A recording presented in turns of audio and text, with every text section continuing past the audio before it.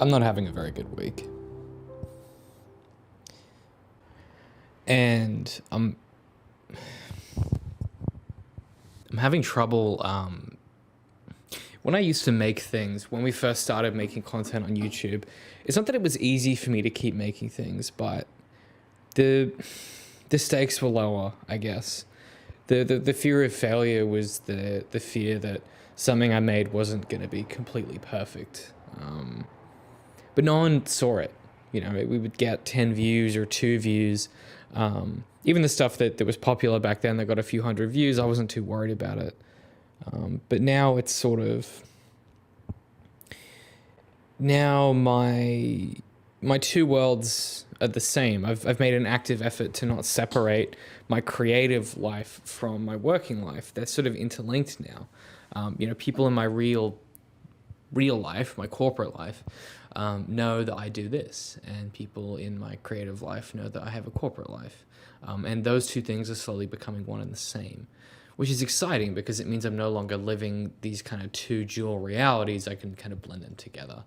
But it's also terrifying because it means the safety that used to exist, which is that doing YouTube, it was somehow separate. It didn't count. It wasn't real life. It was sort of a fun thing that Ben and I did in our free time.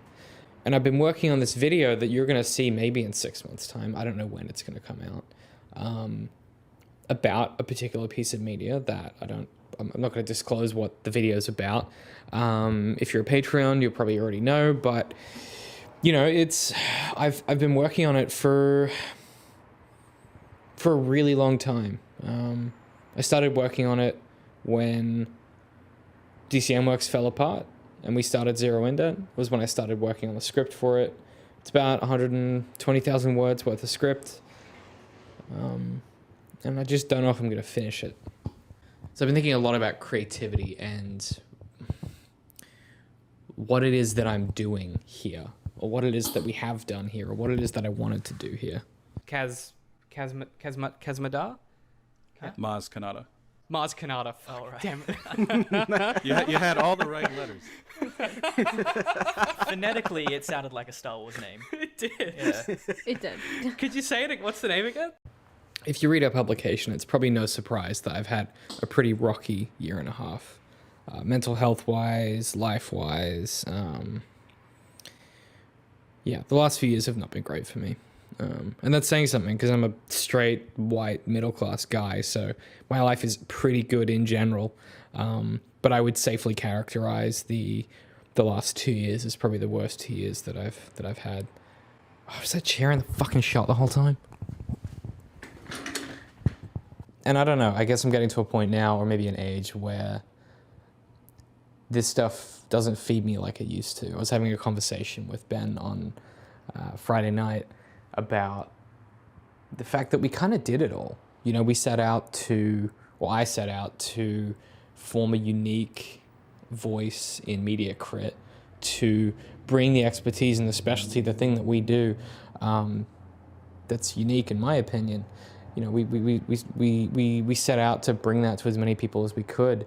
And I feel like we did that, and we did it well. And we generated this community of people who were engaged and passionate and did Media Crit differently. Like Pat always says, it's smarter, it's kinder, it's more empathetic, it's bringing that psychoanalytical framework and making it meaningful. What does it mean to write an article about you know, Disco Elysium and falling in love? What does it mean to review a movie not just on its visual and market merits, but like, is the movie actually good though? And we did that for a really, really long time. We did that for 7 years. We started by talking about media, and I was making satirical Pokemon content, as some of you are aware, but you know, DCM Works was always about storytelling. I've spent most of my life trying to do things and make content about anything else But whenever I do, it feels disingenuous. It feels like I'm pretending to be something I'm not. Because for me, the thing that I think about, the thing that keeps me up at night is storytelling. Anyone that's listened to any podcast I've ever been on has heard me rant about commercialization and capitalism and artistic merit. And even now I'm staring at this frame and I'm thinking about, I should have lit it differently. I should have waited till my new lights arrive tomorrow because I could have different colors in the background. And that's, that aesthetic is more marketable at the moment on YouTube. My brain is simultaneously always trying to make things that are good and have artistic merit, which who the fuck am I to decide what has artistic merit? And the other part of my brain is trying to make things that are popular. DCM Works fell apart because we tried to make something new with a bunch of people that we hadn't tried to make something with before. And it was no one's fault that it fell apart. But it was my fault for letting that new failure destroy what we had built. Or not destroy. I let it end, and I let it had run its course. It was over. It felt final. It felt done. The funniest thing is that episode that we did on BoJack Horseman season 6. It felt like we did it. Like, it felt like it was over. Like, we'd come full circle. If Art for Artists as a podcast was us exploring our artistic voice and trying to find out where we sit in that landscape, then talking about the conclusion to BoJack Horseman, for me, was us realizing that we'd found it. And I had found it. I set out to become a writer, and I am one. I have 2 books that are out that I think are fantastic. We have Zero Indent, where we publish what is, in my opinion, some extremely great and interesting and unique media crit. Patrick's gone off to start A Method to the Madness. I'm collaborating with people like Darth and Rybold, and I'm helping Level Story put their magazines together. All of the things I set out to do, I've achieved. And that's kind of scary. If you ask me what I wanted to be doing with my life, the answer is those things, and I'm doing them. And that's scary because I think we're supposed to, or maybe we were taught growing up that it's always about the next thing. It's always about where you're going next. You should be focused on the next opportunity, the next project. But recently, in the last year, I've been more focused on making sure that I'm present in what I'm doing and that I'm enjoying the process. And if you asked me when I was a kid what I would like to be doing creatively, the answer would be making interesting things with interesting people. And I'm doing that. And I'm doing it well. And that's horrifying because that means what the hell do I do next? What the hell do we do next? What does this become?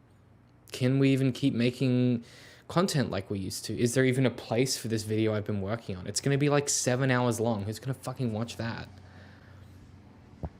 Who's going to fucking watch that? Anyway, I had a really bad week. I've been working too hard and it's slowly killing me. But I had a really bad week. And the funny thing about having a really bad week is that it makes you want to reach out to the things that are good. It made me want to talk to the girl I've been seeing, and it made me want to call my mum, who I don't call often enough. And it made me want to create.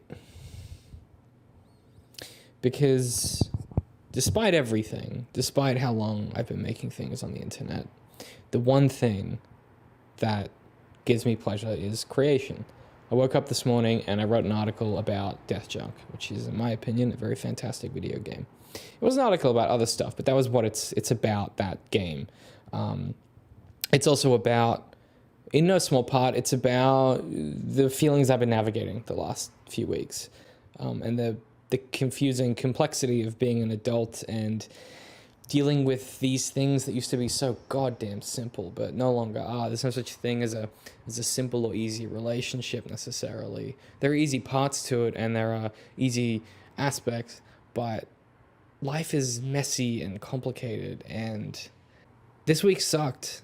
I worked 3 or 4 12-hour days. I didn't sleep much, but I woke up on Sunday morning and I said to myself, I want to create.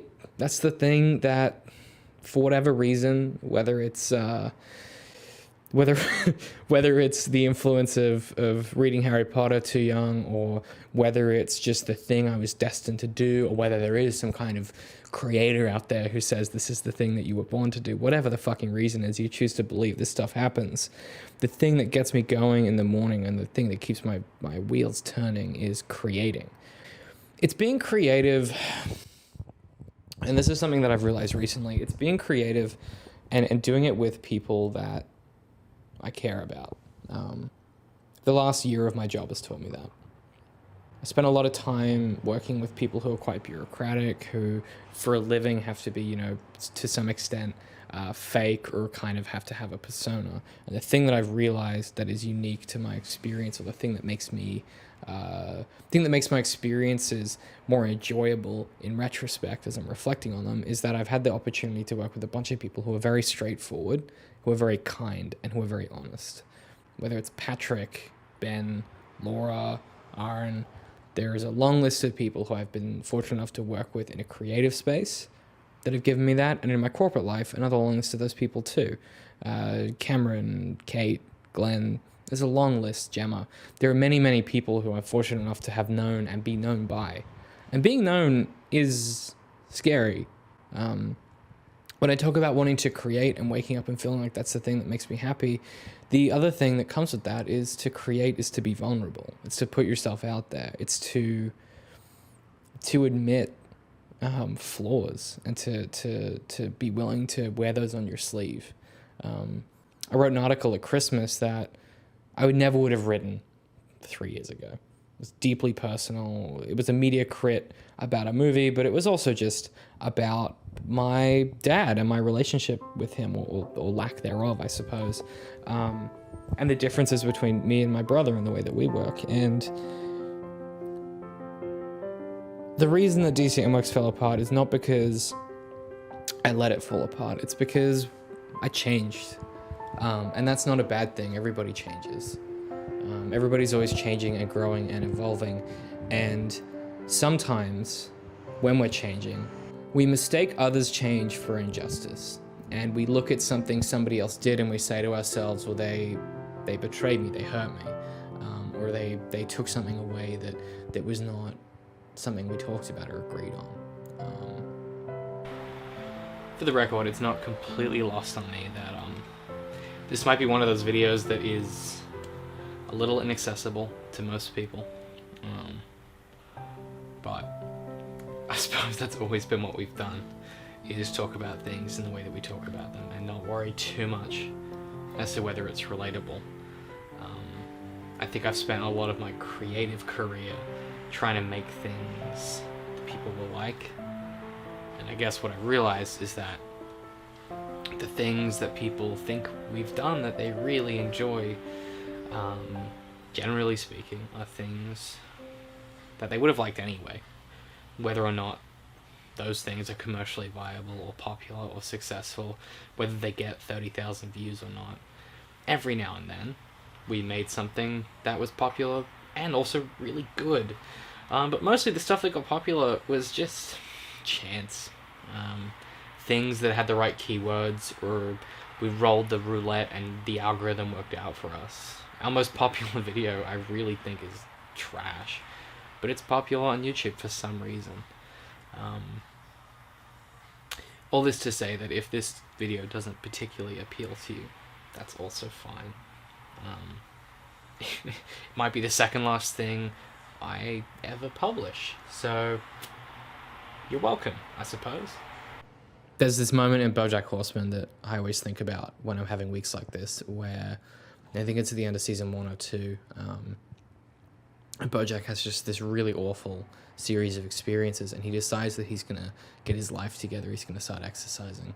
He's running up the hill every day, and he notices this monkey is running the hill every day, and BoJack can't keep up with him. And one morning, the Bojack's lying there panting, and the monkey comes up to him. He says, Bojack says, "How do you do it? Like, this is so hard." And the monkey says, "You just, you got to do it every day. It's not easy, but you do it every day." And when Danielle asks me, how do I write so much? My answer is, I do it every day. Or I try to, perhaps is more accurate. DCM Works didn't fail or fall apart because we didn't do it. It fell apart because I stopped trying. Because a mistake was made that meant that trying felt like going so far uphill and so far against my grain that it almost became an exercise in trying to undo my own biases, and to say to myself, this is still worth doing, this still has merit. And when Ben and I came up with the idea for Zero Indent, it wasn't an escape from DCM Works. It was to answer the question, what next? And the answer for us is, we're getting older. We don't have time to do a podcast every week. Even if we did, it would have to make enough money to justify doing that. And Arthritis in its height did, but it doesn't these days, and it didn't for a while. And I like writing articles. I really like Zero Indent. I like editing articles. I like working with Danielle and Level Story and helping them uplift the quality and the merit of their content. I like mentoring Pat and his work and observing the incredible growth he's demonstrated and the phenomenal quality of his writing and the growth I've seen him undertake in the last year alone as a media creator has just been an awe to behold. And I can take absolutely no credit for any of that whatsoever. It's entirely up to his own hard work and focus and dedication. I didn't know what I was going to talk about when I hit record. I just knew that I had to talk about this stuff at some point. I tried to make content about things that weren't storytelling. We would play Two Truths and a Lie, or we would listen to music or do some kind of fun quiz thing. And it never felt genuine. So I've focused on making content about storytelling because storytelling is the only thing that's ever really made sense to me. It's the only thing that when I talk about it, I feel like I have a level of, not authority, because who's to say what is good art and what isn't, but a level of, I felt like I had something to say, and I feel like I have something to say about it because it's the thing I care about the most. It's what keeps me up at night. And to make content about anything else just felt disingenuous. It felt like I was putting on a hat to become marketable. And that's been a difficult thing to grapple with because, art has to exist in the context of capitalism these days, right? They're not inseparable. Something isn't just going to magically become famous or popular or successful. There has to be marketing behind it. It has to hit at the right time. Twilight would not be anywhere near as big as it was if it wasn't because of when it came out and that someone at a particular publishing house saw it and said to themselves, the time is right, Harry Potter is closing out.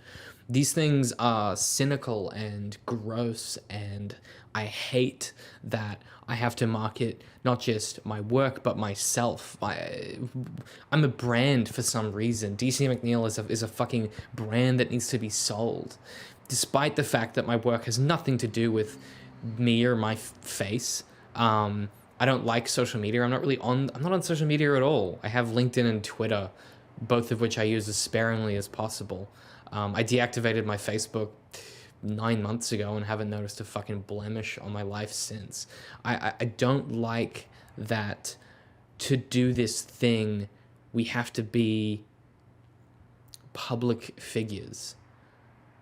It's like Bo Burnham says in Make Happy, if you can live your life without an audience, you should. And that's what I've been thinking about a lot and asking myself the question of, is making content like this still something I want to do? I know I'm going to finish the video I've been working on.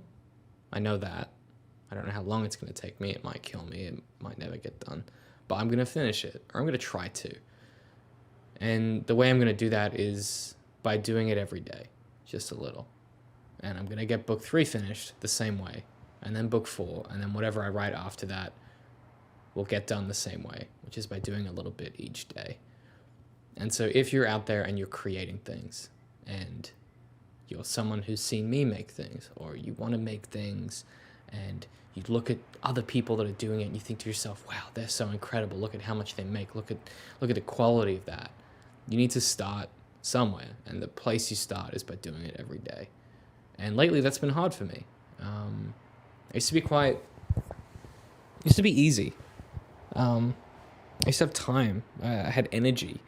I would, work a few days a week at the restaurant, and then, have uni a few days a week, and just have time and space and sleep and rest.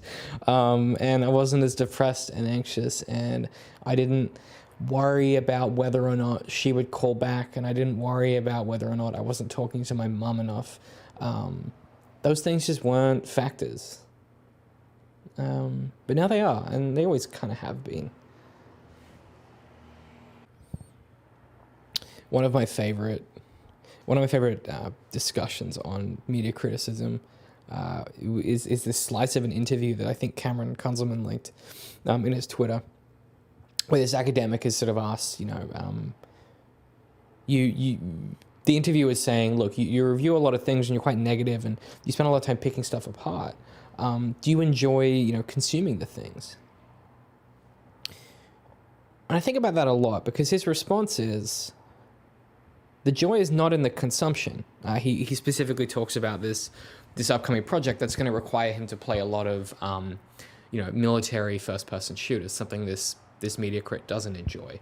And the media crit responds and he says, look, I'm working on this new project. I'm going to have to play a lot of shooters. I really don't like them. The thing that gives me joy, the thing that makes me happy, is that I can make something beautiful out of it. Something unique that never would have existed otherwise. Something that will help people understand the work better and themselves better. And maybe that's what it's about. And maybe it's about that I want people to hear what I have to say because I think it's important. Maybe it's about my ego and me being heard and seen. And maybe it's about ad revenue and Patreon and becoming fiscally independent of capitalism and living in my own little bubble with my 1,000 true fans. Maybe it's about the fact that I didn't have enough attention as a kid. Maybe it's about the fact that I don't have enough attention now and I'm trying to make up for that. Maybe it's about the fact that I struggle to be vulnerable and this is the easiest way I can find to do that. Maybe it's about the fact that none of this matters and the thing that matters is being able to do anything at all, ever, that makes a difference and fills in the void. But maybe it's just about storytelling and telling good stories. And maybe that's enough. It has to be. Because even if we were never successful in the traditional sense, I don't think DCM Works was ever successful. We never got the subscriber count. We never got the ad revenue. We didn't achieve what they call success. We never did. That's just true. Some of our videos blew up for weird, obscure reasons. There's some pretty high views on a lot of them. The Antagonist is probably the most successful thing I ever did, and I stopped doing that because I didn't enjoy it. We didn't achieve the success they describe as success. We achieved actual success. Me and Ben met once a week, once a fortnight, and we made something of value that people thought had value.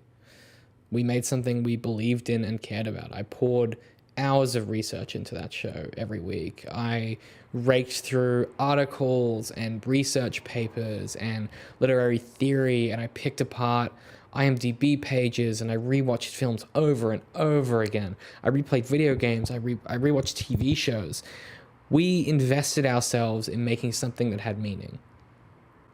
We didn't have the type of success they think is success, but we were successful. We made art with merit, and we made something that no one else could have made. And in my opinion, that's maybe more important. And it sounds saccharine, yes, and it sounds overdone, yes, and this has been quite a long rant, but here we are. I think we were successful in the thing that we set out to do. And whatever happens next, whatever this becomes, if this video releases and then the project I'm working on next, this video that's going to be like 7 hours long, if that comes out and that's it, and that's the last thing we ever make, that's also fine. It's fine for things to end because everything does. That's how you know that it meant something. So this is me saying that DCM Works is over. It has been for a while. Zero Indent will keep happening anyway. The publication, at least, it's just a great outlet, and I think we make really good stuff there. But all this to say that if you're in the same position and you feel like you're making stuff and you're not getting the recognition you need, and it's not becoming popular or successful, or you're not blowing up, or you're not, every frame of painting, and you're not doing lessons from screenplay, and you're not fucking Evan the Nerd Writer, this is for you. This is me telling you that what you do matters, and that what you do has merit. Because what's more important is that it fulfills you. And maybe the most important thing is that it changes at least one person's life. I've always said that about my work, about my books. If a book I put out made one person's life slightly less miserable, then that's worth it. But the truth is, if it makes your life slightly less miserable, then it's worth it. Because you're as important as the people that consume what you make. So, I don't know what's going to happen next, but I'm going to sit here, and I'm going to drink this beer and this whiskey, and I'm going to think long and deep about storytelling, and then get back to work on this video.